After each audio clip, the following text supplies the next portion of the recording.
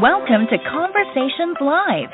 For more than a decade, we've brought you the best in books, entertainment, celebrity interviews, and current events. When the movers and shakers of the world have something to say to you, they say it to us first. Here's your host, Cyrus Webb. And welcome back, everyone, to Conversations Live. I'm your host, Cyrus Webb. Glad you all could join us once again. But for our radio audience here in Mississippi, WYAD 94.1 FM and WYADonline.com, we're glad that you all could be with us. Also, as tuning in to online affiliates around the world, we appreciate you all joining us as well. Well, if I say the name Kennedy, of course, all of us think we know about the Kennedy family and their success and their rise. But our next guest has written a book that really allows us to have a more intimate look at their beginnings, what they were able to achieve, and how they became the family that they did. We're excited to welcome journalist and author Neal Thompson to our program today. His book is called The First Kennedys, The Humble Roots of an American Dynasty. We'll talk to Neal not only about the incredible reporting he was able to do in writing this book, but also what he hopes you as readers are able to take away from it. Neal, thank you so much for the time. Really appreciate it. Oh, Cyrus, good to be here. Happy to talk about the book with you. So this book was when it was first pitched to me, Neal, I was excited about it because it's another one of those great examples of you think you know somebody, right? You know, again, when we say the name Kennedy, you think, oh yeah, I know this Kennedy, I know that Kennedy, but this book really shows us that we really don't know as much as we did think we knew, but also how they really became the family that they did. What has that been like for you to open up that door, Neal, and to show us a different side of this very influential family? Yeah, I'm glad you picked up on that, Cyrus, because that was my goal with this book, is to tell a completely different version or a prelude, I guess, to the story we think we know about this family. And I write in the beginning of the book how I started way back in 1999 exploring how to write about the Kennedys, in particular the immigrant Kennedys who came to America in the 1800s. And it just took me years to figure out how Neal, can you hear us? Into this. Yeah. Okay, yeah. We were losing you on our end. It was breaking up a little bit on our end. Oh, no. Wonder if I should dial back on my cell. All right, let's try it again. Okay. Sorry about that, Cyrus. No, it's fine. So I write in the beginning of the book how I got latched onto the idea of writing about the Kennedys way back in 1999 when JFK Jr. died. And I went to cover that story for my newspaper, the Baltimore Sun. But it took me years to figure out what I wanted to say about this family that's been written about so much over the years. We all know the stories of the tragedies that have befallen that family. We know the story about Joe Kennedy, the powerful patriarch of that family. And I didn't want to tell any of that. I wanted to go back deeper and explore the story of where the Kennedys began in America. Where did they come from? What was life like when they got to America? Part of this was inspired by my own Irish heritage. My grandparents on my mother's side were Irish immigrants. And so I wanted to kind of use the research of exploring the Kennedy family to also in some ways understand my own heritage and history. The challenges I found along the way were that there just wasn't much available about these early Kennedys. They were poor immigrants. They weren't chronicled the way subsequent generations of that family were.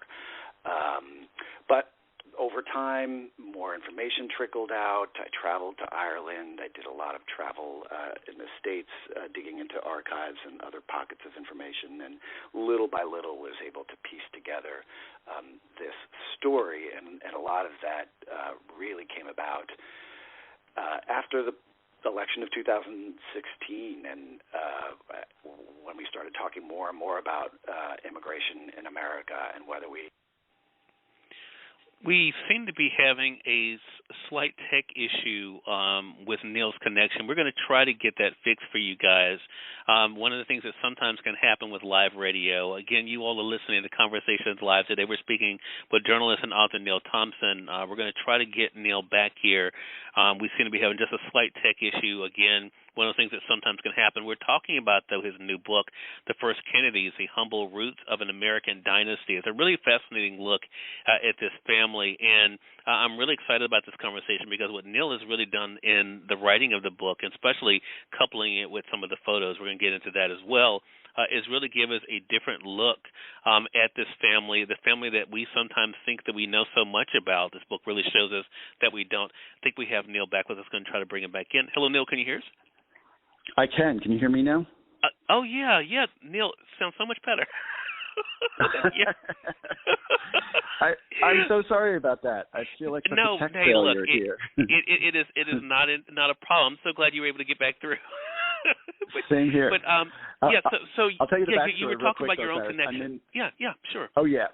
Oh, I was going to say I'm in Boston starting the tour for this book. I'm in this strange little apartment that has apparently a pretty bad telephone connection. So I'm on my cell now. So I'm really happy I was able to reconnect with you. Oh, good. Well, Neal, I think the thing is, and I'm so glad you mentioned your own connection, because I think that's what people will feel. Of course, I've never met any of the Kennedys, but what I did relate to was, for one, the drive. I mean, the faith. I mean, the belief in hard work and for excellence, giving your best. Not giving up. These are all themes that are very much, I think, universal, that they really seem to capture and live on. Was that one of the things that impressed you about what you found out? It was, and that's a great point. But I also found that those traits that we sort of connect with the Kennedy family it started way before we thought they did. Joe Kennedy is often given credit as being the, as I said earlier, if you heard me, the powerful patriarch of that family. But really, he was born into a family that was already quite wealthy and successful. The origins of that family go back 2 generations before Joe Kennedy. His grandparents, Bridget and Patrick, coming to America, and then making a life for themselves, and Bridget keeping her family together after her husband, Patrick, dies at age 35. And then the strength and resilience of her and her son, PJ, these early successes of that family through the mid-1800s at a time when it was clearly not easy for a poor Irish immigrant and her son and her family to make it in America. I mean, these all the fact that they were able to make it and make a success of themselves says a lot about that family and the strength that's kind of ingrained in that bloodline. But I loved bringing Bridget to life in this book because I think she's the one who gets credit for sort of introducing that aspect of the Kennedys to America, and her story has been largely overlooked. And I'm so glad you brought up with Bridget, because, again, we see what she was willing to do, with work, and, of course, with her, being able to to lose a husband. And I mentioned to you before we went on here, Neal, one of the things that I did not realize, and it's interesting to read about it and then to think about life today for so many, how much sickness and death were just commonplace young. And Bridget was not immune to that when it came to her own family, namely with her husband, and seeing that with others. But then not giving up and being willing to do what she could for her family. What was that like for you to be able to give her that light? Because it's not easy to keep going, and when there's so much going against you. And as your book shows, even being a woman, of course, at that point, that in itself brought its own challenges. But what was it like for you to kind of see what she was able to do for herself and PJ?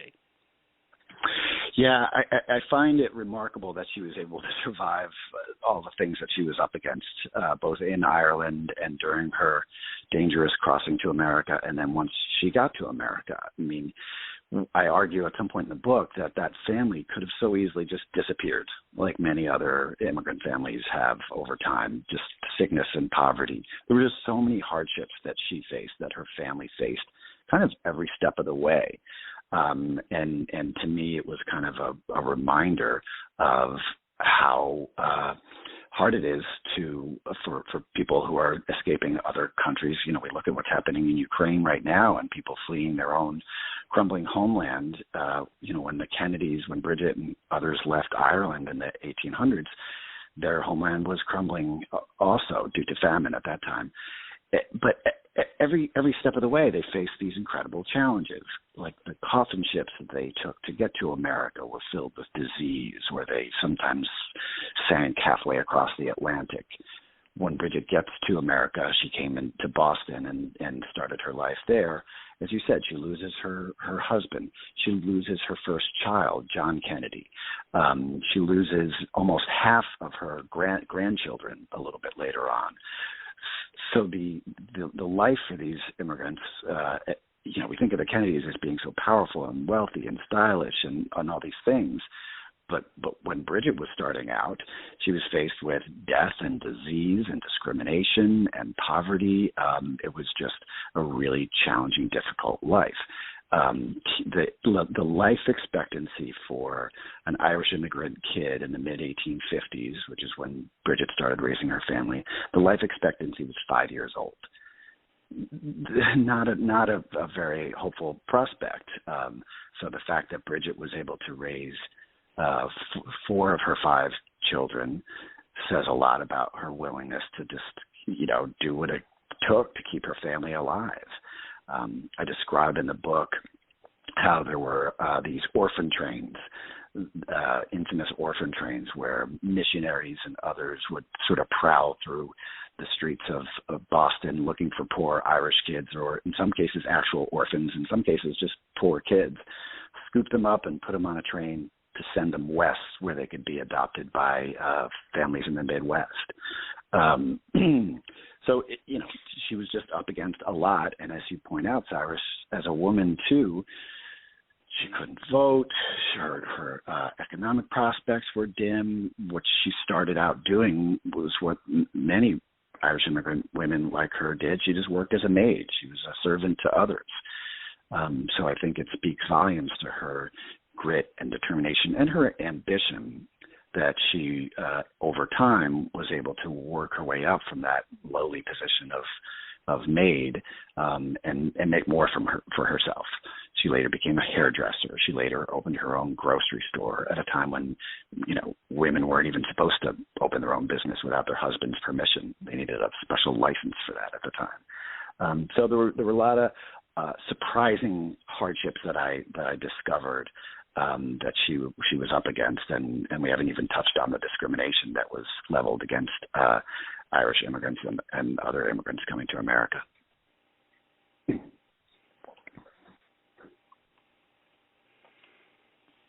And I think for readers, when they're able to see Neal, how, again, the tenacity that she had, and again, it's no wonder then that PJ had that same tenacity, wanting to, go from working for others to wanting to own something of his own. We're able to see that as well. And then you're able to give us these great snapshots as far as with the photos. What was it like for you to marry the photos with the story you were able to share? Yeah, on the photos, I'll say one thing. We're talking here a little bit about Bridget already, and I was kind of disheartened not to be able to uncover a photo of her. So we don't really know what she looks like.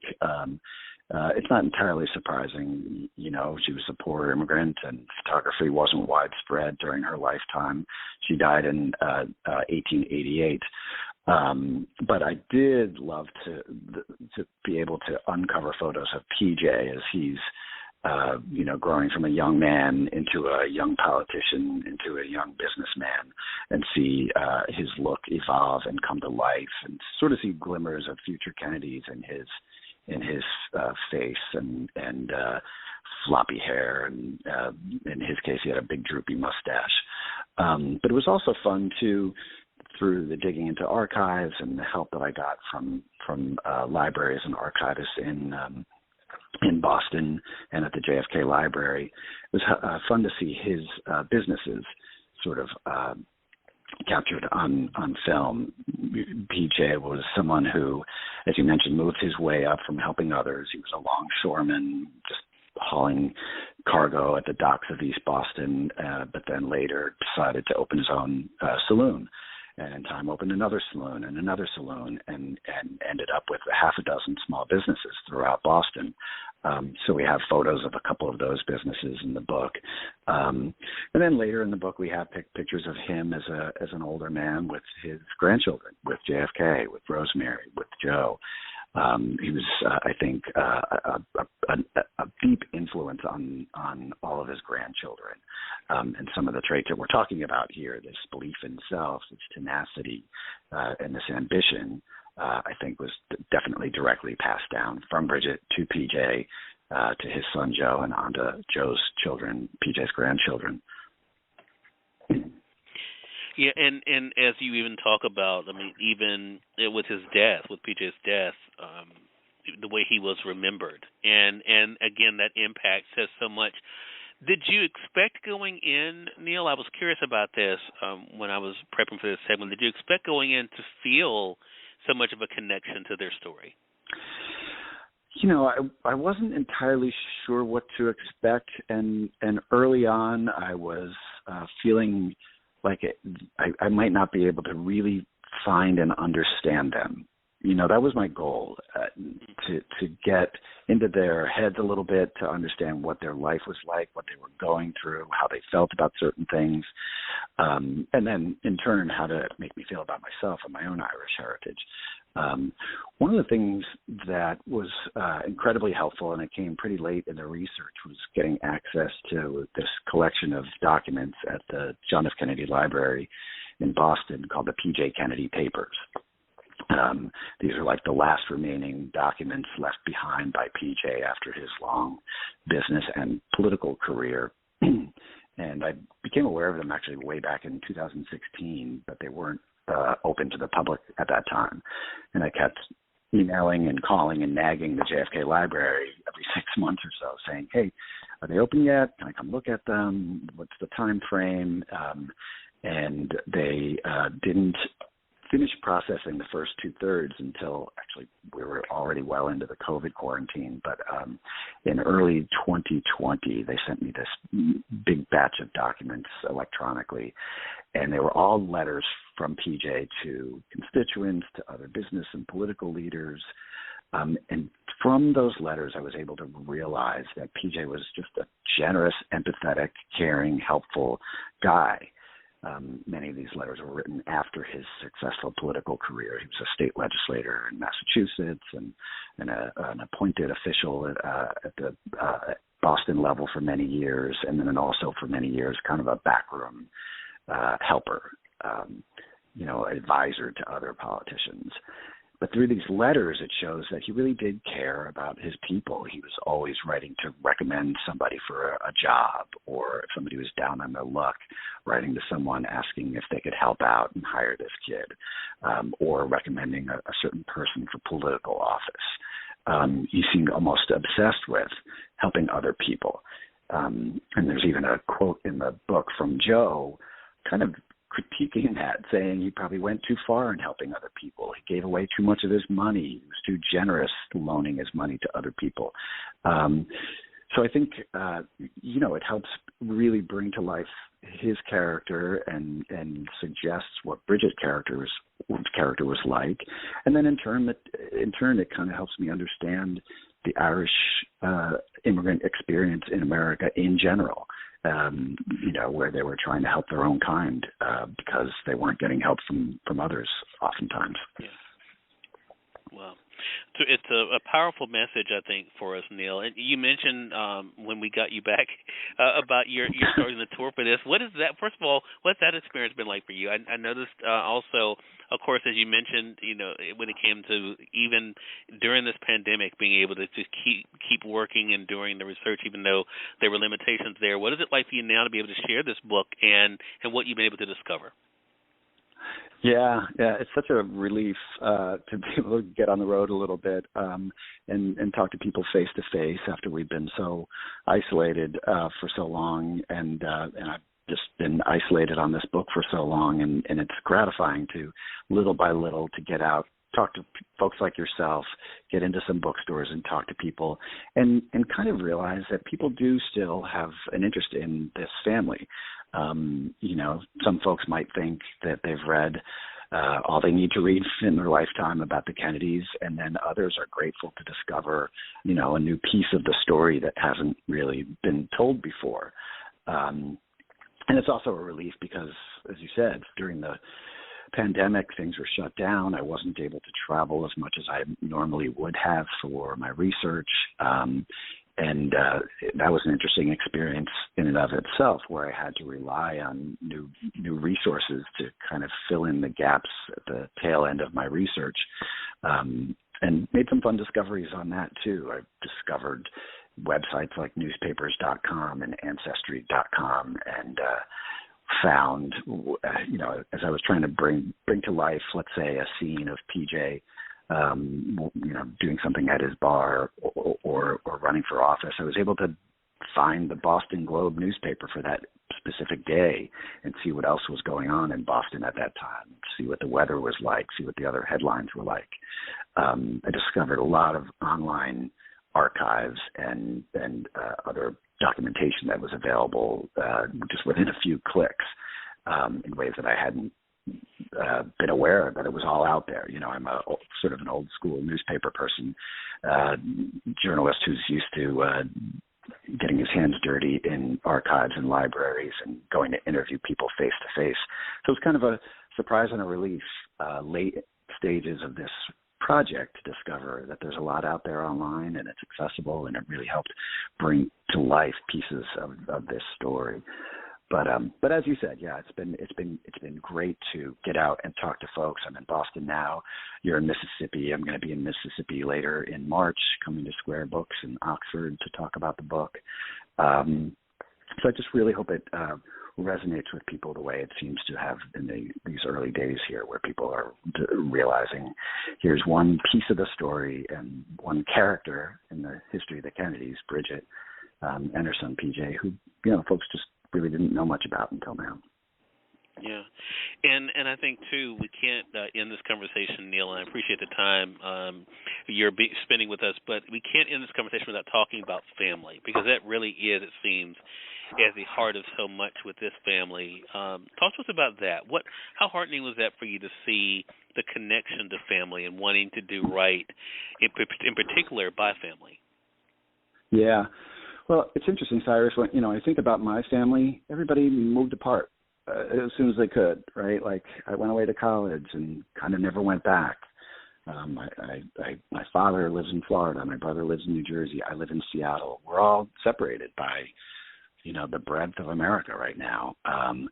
And it was interesting to see through Bridget and her sort of sense of family, how the early Kennedys all clustered around her and her grocery store and the apartment where she lived in East Boston. And she became kind of this hub for her family. I describe how things were really difficult after her husband died. She was left alone with her children. But little by little, other family members from Ireland come to be either with or near her. One of her nieces comes to watch the kids after Bridget's husband dies. Two of her sisters come to live in East Boston, right up the street from Bridget. I describe how she opened her own grocery store, which was extremely rare, sometime after the Civil War, and in time was able to buy the building where it existed, operated on the first floor, and even bought the building next to that, and then started renting out the apartments above the grocery store to other incoming Irish immigrants, two of whom became her sons-in-law, married two of her daughters. So this grocery store in her little neighborhood in East Boston really became a hub around which family circulated. Everyone stayed close. Her daughters stayed close. PJ stayed close. His political career started just a few blocks away from where Bridget's grocery store was. So they were an incredibly supportive and nurturing family, and I think that helped PJ succeed, to know that he had this support from his mother and others in the family. And I think, you see some of that trickle down later through subsequent generations of the Kennedys. They were close, if complicated, if, often tragic family. But I think that sense of staying close and helping each other was a real thread throughout the whole Shakespearean saga of this family, starting with Bridget. Yeah. It is definitely a fascinating book, Neal. I'm so glad we had a chance to discuss it. And now that you've written it, we have a chance to learn so much more about this family that people think they know so well. Again, everyone, journalist and author Neal Thompson has been our guest. The First Kennedys is the book, The Humble Roots of an American Dynasty. Of course, you can get it through our friends at Amazon.com or through your favorite local bookstore for sure. Brand new book out this month. And, Neal, how can our audience stay connected with you? Yeah, first stop is probably my website. It's nealthompson.com, Neal. Plenty of links there to my different social channels, mainly on Instagram, just a little bit on Facebook. There's a way to contact me there on that site and just learn more about the book. This is my 6th book. Folks can learn more about my previous books. I've also posted on the website some news and reviews about this book and others, and then a list of places where I'm going to be speaking about the book over the next couple of months. So I hope folks will reach out, and I hope they'll read it. Well, Neal, I know they're going to definitely enjoy it. Thank you again for taking out the time. I really do appreciate it. Sorry about the tech issue there at the beginning. For our podcast audience, we'll make sure that we get that fixed for you guys. So you guys won't know anything about what we're talking about right now. But, Neal, congratulations to you, and looking forward to speak with you again. I hope so. Good to chat with you, Cyrus, and take care. Thank you as well, and we thank your audience for tuning in to another great segment of Conversations Live here on your community station in Mississippi, WYAD 94.1 FM and WYADonline.com, and our online affiliates as well. Until next time, I'm your host, Cyrus Webb, saying as always, enjoy your day, enjoy your life, enjoy your world. Thank you all for choosing Conversations Live. Now let's go make today amazing. Take care.